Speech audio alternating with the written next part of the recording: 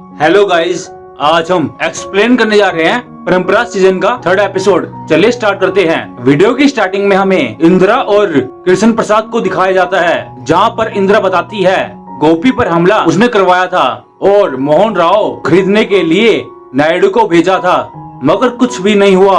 और कहती है नायडू अपने बेटे को बचाने के लिए कुछ भी कर सकता है। कृष्ण प्रसाद इंदिरा को कहता है ओमार को हम मरवा देंगे, जिससे सारा शक नायडू पर जाएगा और इसमें मोहन राव भी शामिल होगा, जिससे मोहन राव और नायडू में आपसी विरोध होगा।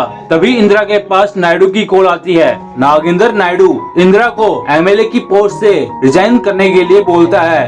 ये बात सुन के कृष्ण प्रसाद प्रेस कॉन्फ्रेंस बुलाने के लिए बोलता है। हम फिर इंदिरा को प्रेस कॉन्फ्रेंस में देखते हैं, जहां पर वो बताती है कि नागेंद्र नायडू ने उसे अभी रिजाइन करने के लिए बोला है। मीडिया इंदिरा से पूछते हैं कि नागेंद्र नायडू ऐसा क्यों करेंगे। इंदिरा बताती है कि गोपी की प्रसिद्धि को देखकर उसे मरवाने की कोशिश की है। अगर ये बात बाहर आ गई तो और उसके बेटे का पॉलिटिक्स करियर खराब हो जाएगा। और कहती है कि जेल में एक कैदी है ओमार, बस उसका बयान बाहर आने दो, सबको सच का पता चल जाएगा और इस बात के लिए वो नागेंद्र नायडू मुझे मरवा सकते हैं। फिर हम मोहन राव और नायडू को और उसके साथी को देखते हैं। नायडू बोलता है कि इंदिरा में इतनी हिम्मत कहां से आ गई। उसका साथी बोलता है गोपी के ऊपर हमला करने वाला इंदिरा और कृष्ण प्रसाद ही होंगे। मोहन राव कहता है कि इस बात का पक्का सबूत चाहिए कि ये काम उन्होंने ही किया है और मोहन राव नायडू को जल्दबाजी से कदम उठाने के लिए मना करता है, जिससे सुरेश किसी मुसीबत में न पड़ जाए। हमें रचना को दिखाया जाता है, जो अपने पिता की पुरानी फाइलें चेक कर रही थी। अभी रचना के अंकल वहाँ पर आ जाते हैं। रचना अपने अंकल को फाइल दिखाती है। फाइल पर 20 जून 2005 की डेट लिखी थी और कहती है कि 21 जून को उसके माता पिता की मृत्यु हो गई थी। उसके अंकल बताते हैं कि तुम्हारे पिता ने मुझे कहा था कि उनके पास एक नया असाइनमेंट आया है। फिर रचना फाइल पलटती है, उसमें राज्य फार्म के बारे में लिखा था। इसके बारे में उसके अंकल को भी नहीं पता था। उस आर्टिकल में बॉक्साइट माइनिंग के बारे में लिखा था, जहां पर बाहर से लोग आते हैं और उनसे इनलीगल माइनिंग करवाई जाती है। रचना बोलती है कि श्रीनिवास में जो फाइल आई थी उसका इस फाइल से कुछ न कुछ संबंध होगा और बोलती है कि ये कंपनी शायद अब भी चालू हो और उसका पता लगाने के लिए चली जाती है। हम गोपी को एनजीओ में देखते हैं, जहाँ जो तारा को उसके प्लान के लिए आभासी देता है। अभी उसका साथी वहाँ पर आ जाता है। उसका साथी बोलता है कि शेखर के पास से फंड नहीं आया है और हमें इस वक्त काफी जरूरत है। गोपी फिर शंकर के पास फोन लगाता है। शंकर गोपी को बताता है कि वो गोपी के साथ पार्टनरशिप तोड़ रहा है और बोलता है कि तुम्हारे चाचा नायडू ने मुझे धमकी दी है जान से मारने की, अगर मैंने तुम्हारे साथ काम किया तो। ये बात सुन के गोपी बोलता है कि कोई भी तुम्हें कुछ कहेगा तो, और बोलता है मुझे ऐसे डरपोक लोगों के साथ काम नहीं करना। और फिर उन दोनों की पार्टनरशिप खत्म हो जाती है। हमें नायडू और सुरेश को दिखाया जाता है, जहां नायडू गोपी और शेखर की पार्टनरशिप तोड़ने की बात सुनाता है और कहता है तुम्हें ग्रामीण एरिया से खड़ा होना होगा और कहता है कि मैंने हाई कोर्ट कमांड से बात कर ली है, सभी तैयार है। सुरेश केस के बारे में पूछता है, अगर ओमार ने स्टेटमेंट नहीं बदला तो क्या होगा। नायडू बोलता है हाँ ये सब मैं देख लूंगा। नायडू पुलिस स्टेशन में फोन करता है। पुलिस वाले को बोलता है कि ओमार से सच उगलवाना आपके बस की बात नहीं है, उसे मेरे पास भेज दो। पुलिस वाला कहता है कि आपके रात में अपने आदमी भेज देना। फिर हम रचना और जैनी को देखते हैं। जैनी उसे गोपी के बारे में सच बताने के लिए बात करती है। जैनी कहती है गोपी तुमसे सच्चा प्यार करता है। तुमने और गोपी को अलग करने के लिए सुरेश और मैंने प्लान बनाया था और तुम अलग भी हो गए और सुरेश तुम्हारे लिए सही नहीं है। ये बात सुनकर रचना वहाँ से गुस्से में चली जाती है।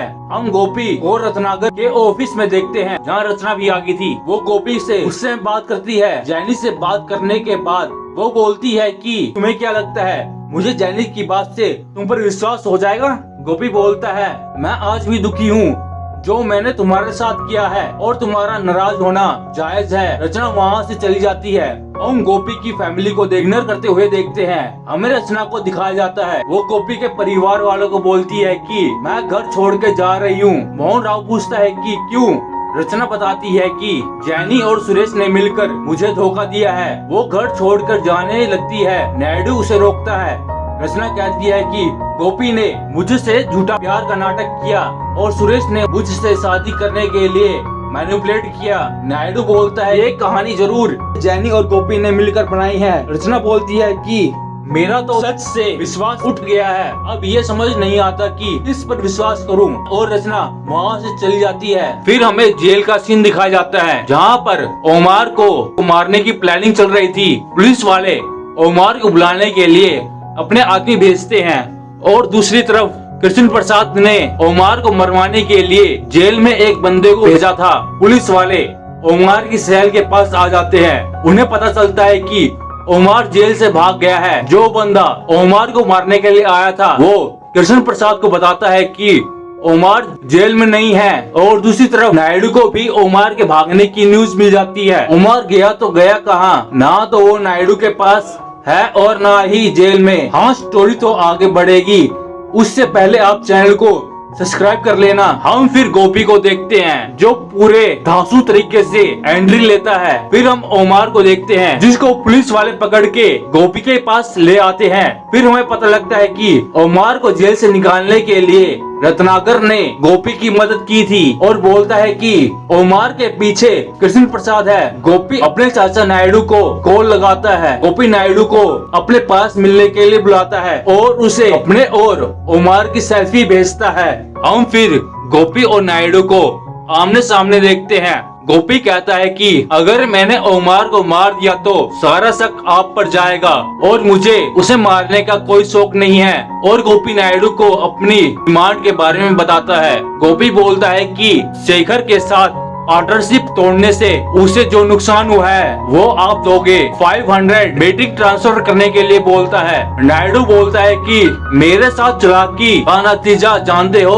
गोपी नायडू को कहता है कि मुझे धमकी देने से पहले जो मैंने कहा है वो कीजिए। ये कहकर वहाँ से चला जाता है। हम गोपी के फादर को देखते हैं। नायडू सारी बात बता देता है और उसके साथी बोलता है कि इन सब के लिए तुम जिम्मेवार हो। तभी नायडू के एक और साथी वहाँ पर आ जाता है। वो जैनी के बारे में बोलता है, कहता है कि जैनी लापता है। नायडू कहता है गोपी ने जैनी को छुपा कर रखा है और सुरेश का बाहर आना सबसे ज्यादा जरूरी है। हम रचना और उसके अंकल को देखते हैं जहाँ रचना अपने अंकल से पूछती है कि चैम्बर ऑफ कॉमर्स में आपकी कोई जान पहचान है।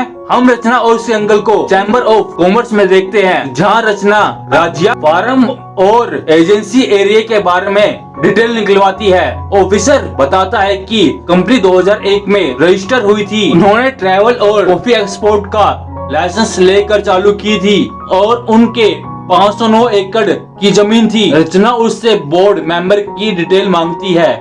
रचना कहती है कि सारे बोर्ड मेंबर मर गए हैं और इस इनलीगल माइनिंग का जल्द से जल्द पता लगाने के लिए बोलती है। उसका अंकल बोलता है कि वहाँ जाना खतरे से खाली नहीं है। हम गोपी को देखते हैं जो नायडू के बंदों से कागज और पैसे ले लेता है और ओमार को उनके हवाले कर देता है। हम फिर कोर्ट में देखते हैं जहाँ ओमार सच बोल देता है। गोपी पर हमला करने वाला कृष्ण प्रसाद है। जज कृष्ण प्रसाद को अरेस्ट करने का ऑर्डर दे देता है और सुरेश को रिहा कर देता है। पुलिस वाले कृष्ण प्रसाद को पकड़ के जेल में ले जाते हैं। हम मोहन राव को देखते हैं जहाँ पर गोपी उससे मिलने के लिए आया था।